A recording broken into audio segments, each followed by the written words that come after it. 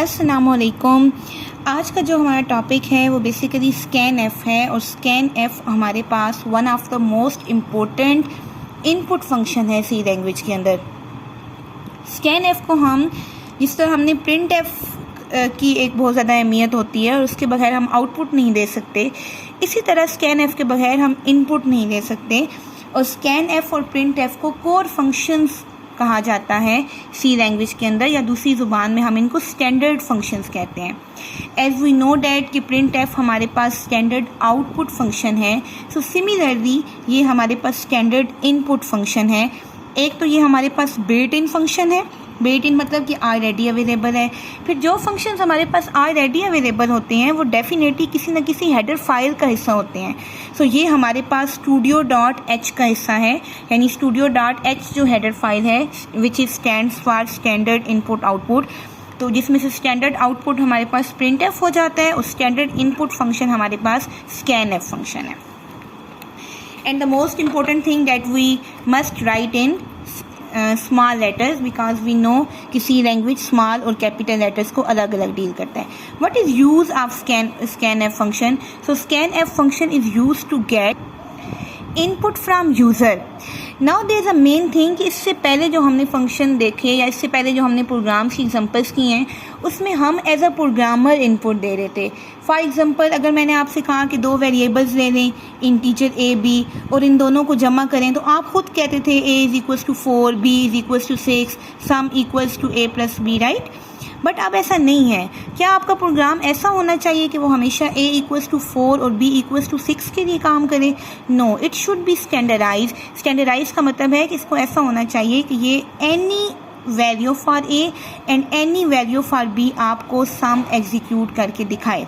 सो इसके लिए आपके पास कौन सा फंक्शन होता है? स्कैन एफ, जिससे आप यूज़र से इनपुट लेते हैं और आपका प्रोग्राम उस इनपुट पे एनी टाइप की आउटपुट आपको दिखाता है। So the next thing is syntax of scanf function. So what is syntax? Noted out कि मैंने यहाँ पे फॉर्मेट स्ट्रिंग का लफ्ज़ नहीं लिखा, मैंने यहाँ पे फॉर्मेट स्पेसिफायर का लफ्ज़ लिखा है, क्योंकि जो हमारे पास स्ट्रिंग थी जो कि हमने प्रिंट एफ में देखा था उसके 3 हिस्से बनते थे। ठीक, उसके 3 हिस्से कौन कौन से बनते थे हमारे पास? फॉर्मेट स्ट्रिंग, इसके अलावा मैं यहाँ पे अगर मेंशन करूँ उनको कि हमारे पास फॉर्मेट स्ट्रिंग बनता था जिसको हम टेक्स्ट बोलते थे, फिर हमारे पास फॉर्मेट स्पेसिफायर होता था जो कि यहाँ भी है, और तीसरी चीज़ हमारे पास एस्केप सीक्वेंस होते थे। एस्केप सीक्वेंस का काम भी हमें पता है कि एस्केप सीक्वेंस भी हमारे पास आउटपुट को डेकोरेट करने के लिए या आउटपुट को डील करने के लिए इस्तेमाल होती है। और फॉर्मेट स्पेसिफायर डेफिनेटली स्पेसिफाई करता है कि किस टाइप का डेटा आ रहा है या किस टाइप का डेटा जा रहा है। सो इसको हम बाद में देखते हैं। रह गया text, for example I love Pakistan, enter the values. So वो आउटपुट है, यानी वो हमारे पास वो चीज़ है जो कि हम यूज़र को डिस्प्ले कर रहे हैं। सो डैट वाइज वो स्कैन एफ का हिस्सा नहीं होता, स्कैन एफ तो इनपुट फंक्शन है। पीछे रह गया format specifier which plays an important role यहाँ पे भी और प्रिंट एफ में भी। यहाँ पे कैसे ये रोल प्ले करेगा?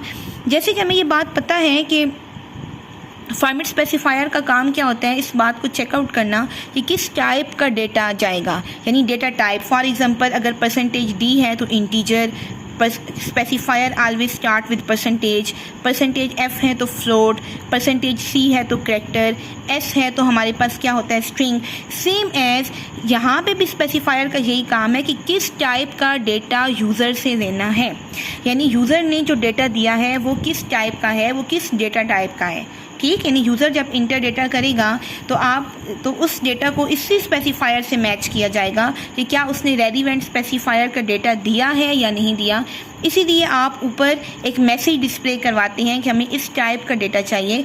दूसरे लफ्ज़ों में हम ये बात कहते हैं कि प्रिंट एफ और स्कैन एफ हमेशा इकट्ठा काम करती हैं। ठीक, प्रिंट एफ और स्कैन एफ हमेशा एक बॉन्ड की तरह काम करती हैं। अब यहाँ पे एक साइन लगा हुआ है, अगर आप गौर करें तो प्रिंट एफ की सिंटैक्स ऐसे ही था, लेकिन यहाँ पे आर्ग्यूमेंट के लिस्ट के पीछे ये एड्रेस ऑपरेटर नहीं था। सो इसका ही रोल मेन है, इसी की वजह से स्कैन एफ यूज़र से इनपुट लेता है। ओके, फर्स्ट ऑफ ऑल जो आपके पास ये एंड ऑपरेटर है इसको हम एड्रेस ऑपरेटर भी बोलते हैं। इस एंड ऑपरेटर को हम एड्रेस ऑपरेटर भी बोलते हैं। दूसरी बात है जिसको हम आम लफ्ज़ों में एंड ऑपरेटर बोल रहे हैं, लेकिन यहाँ पे हम इसको एड्रेस ऑपरेटर या एम्परसेंड ऑपरेटर के नाम से बोलते हैं। ठीक, इसका काम क्या होता है? And operator is use to refer the location of variable. अब आप यहाँ पे अपने फर्स्ट ईयर का कंसेप्ट रिवाइज करें जो कि बसेस का कंसेप्ट होता था।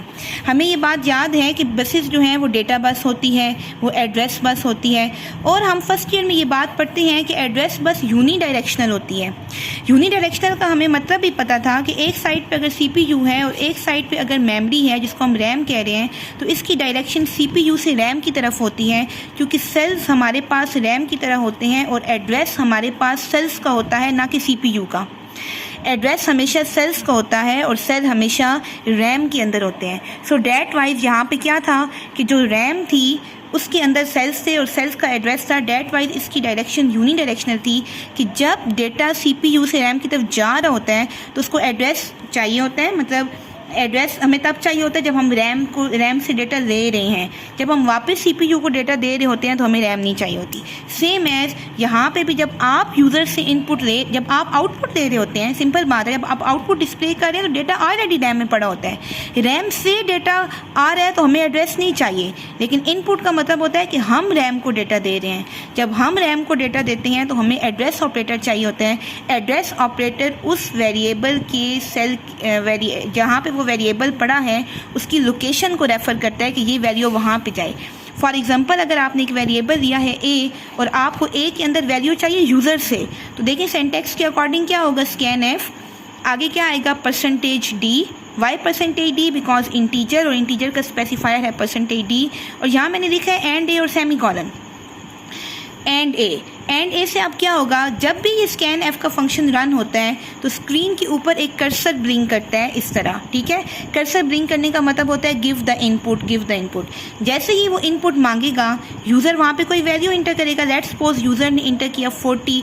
एक और बात कि स्कैन-F वैल्यू को तब तक एक्सेप्ट नहीं करता जब तक कि आप इंटर की प्रेस नहीं करते, यानी आप इंटर की प्रेस करके उसको बताते हैं कि मेरी वैल्यू डन हो चुकी है, क्योंकि वैल्यू 4 भी हो सकती है, सिर्फ 0 भी हो सकती है, 400 भी हो सकती है। So how to identify, press the enter key to identify that my value has been done. So simply मैंने 40 लिखा और मैंने इंटर प्रेस किया। अब ये 40 किधर जाएगा? ये 40 हमारे पास सबसे पहले ये चेक होगा कि ये किस कैटेगरी का है, तो वो कहेगा ये %D है। इसका मतलब है कि मेमोरी के अंदर ये कोई इंटीजर सेल के अंदर जाना चाहिए, और उस इंटीजर सेल को कौन, स्पेसिफायर का काम है ना स्पेसिफाई करना, वो स्पेसिफाई कर रहा है सेल A को। और हमें पता है कि एक सेल के 3 हिस्से होते हैं, उसका नेम, उसका कंटेंट और उसका एड्रेस। अब उस A को वो मेमोरी के अंदर ढूंढे कैसे, यानी उसको कैसे पता चले कि वो A मेमोरी में कहाँ पड़ा है? So it refer the location. ये एंड ऑपरेटर की मदद से एड्रेस बस जाती है जो कि रेफर करती है कि मेमोरी में ये सेल इस जगह पे पड़ा है जिसकी वैल्यू अब तक खाली थी, और यूज़र के 40 देने से यहाँ पे 40 आ जाए। अब जब हम इसे एक्सेस करेंगे तो अब हमारे पास ऑलरेडी उसकी लोकेशन मौजूद होगी। सो अब ये वापसी पे एक्सेस करते वक्त हमें एड्रेस नहीं चाहिए होते, क्योंकि एक्सेस तब करते हैं जब हमारा मुंह रैम की तरफ होता है, तब नहीं करते जब CPU की तरफ होता है, क्योंकि सेल्स रैम में होती हैं, सेल्स CPU में नहीं होते। I again and again repeat this thing. Now the most basic example, I will write here example. मैं आपसे कहती हूँ कि आप एरिया ऑफ सर्कल जो हैं वो फाइंड आउट करें, एरिया ऑफ सर्कल को फाइंड आउट करें।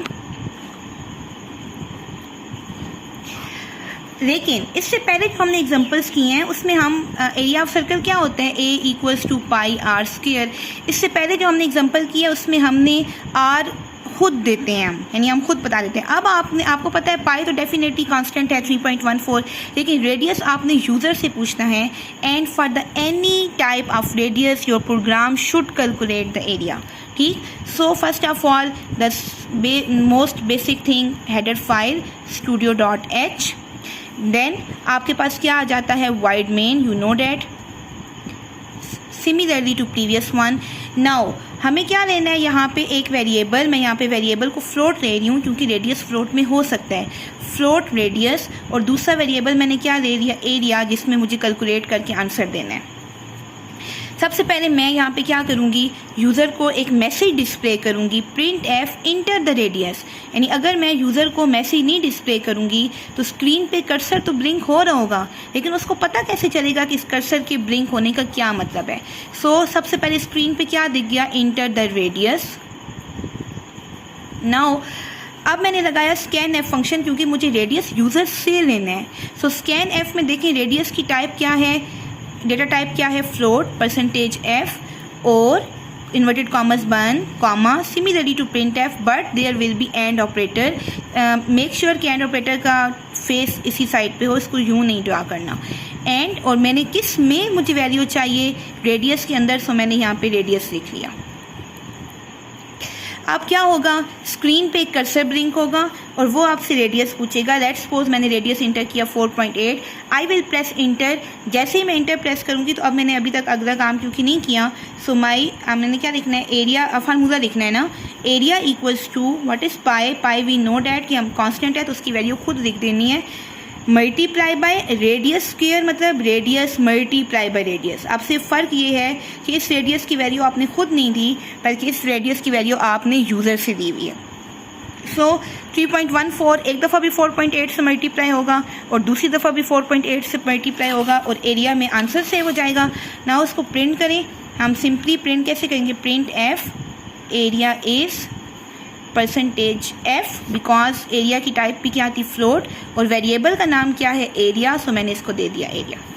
अब क्या होगा कि अब ये सारी कैलकुलेशन पहले इस लाइन की वजह से जो मेमोरी में एक रेडियस का सेल बनेगा उसमें जाके 4.8 सेव हो जाएगा और जब ये प्रिंट कैलकुलेशन होगी तो ये रेडियस की वैल्यू यहाँ मौजूद होगी, ये भी यहाँ मौजूद होगी, ये दोनों आपस में मल्टीप्लाई होकर प्रोसेसिंग करके एरिया के वेरिएबल को देंगे। हमने पढ़ा था कि वेरिएबल एक ऐसा है जिसमें इनपुट भी जाता है और आउटपुट भी जाता है। यहाँ पे वेरिएबल में इनपुट है तो यहाँ वेरिएबल ऐसा आउटपुट है। अब एरिया में देखें ये इसमें चला गया।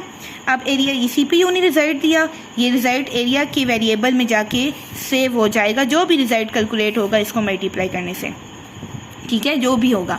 उसके बाद यहाँ पे क्या होगा, प्रिंट एफ एरिया इज़, अब क्या आ जाएगा, एरिया इज़ और आगे वो वैल्यू जो कि कैलकुलेट होके आएगी उस रेलिवेंट रेडियस के मुताबिक जो कि यूज़र ने दिया होगा। आई होप कि आपको ये लेक्चर क्लियर हुआ होगा। सिमिलरली जिस तरह हमने प्रिंट एफ में ये बात देखी थी कि ये सिंगल आर्ग्यूमेंट के साथ भी काम कर सकता है, ये मल्टीपल के साथ भी, तो स्कैन एफ भी आपके पास at a time multiple argument के साथ भी काम कर सकता है और सिंगल आर्ग्यूमेंट के साथ भी काम कर सकता है।